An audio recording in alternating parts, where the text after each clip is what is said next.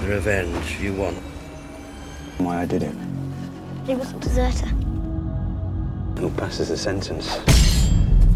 Leo tunazungumzia moja ya kazi kubwa zaidi kuwahi kutokea kwenye runinga, Game of Thrones. Tamthilia hii iliyotengenezwa na kampuni ya HBO ilianza kutayarishwa mwaka 2009. Ikatolewa kwa mara ya kwanza mnamo tarehe 17 April mwaka 2011 na kumalizika rasmi mnamo tarehe 19 Mei 2019 baada ya misimu 8 ikiwa na jumla ya sehemu 73.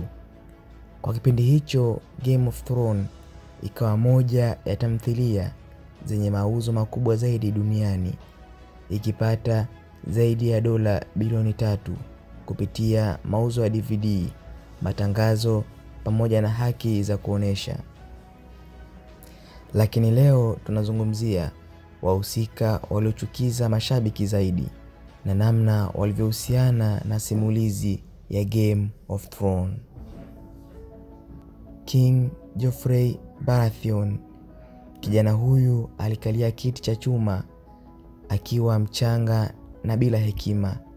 Alijulikana kwa ukatili, dharau na tabia ya kudhalilisha kila mtu.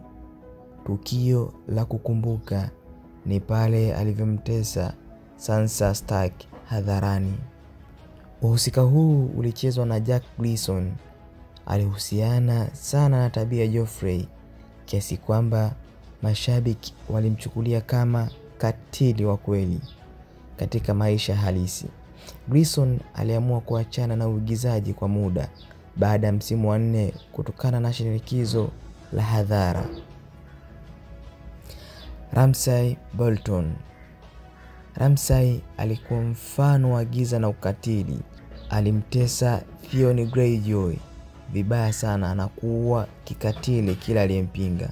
Mashabiki walimchukia kwa kuwa hakuwa na chembe ya utu. Husika hii ilichezwa na Iwan Rheon. Katika mahojiano yake mbalimbali akili kuwa mara kadhaa alipokea ujumbe nyingi za mashabiki wakimwambia wanamchukia, lakini aliona hiyo kama pongezi kwa kazi yake.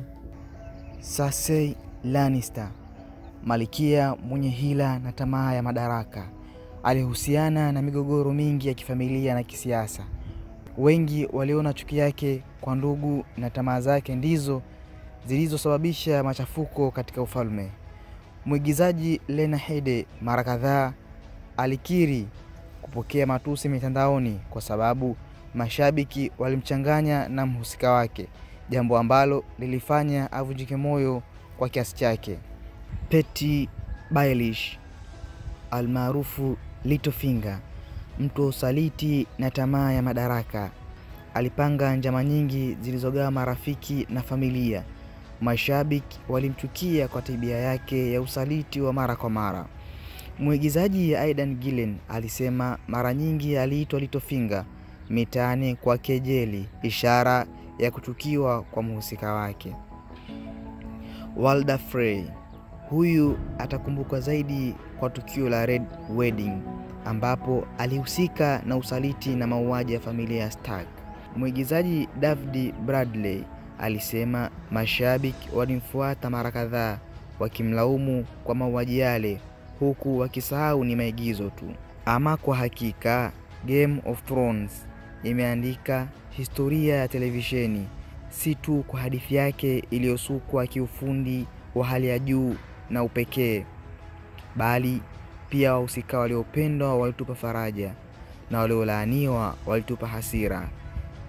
Katika ulimwengu wa maigizo, kuchukiwa namna hiyo ni ushindi kwa mwigizaji kwa sababu inaonesha waligusa nafsi za watu kwa kina. Ni yapi maoni yako? Tuandikie kwenye uwanja wa comment.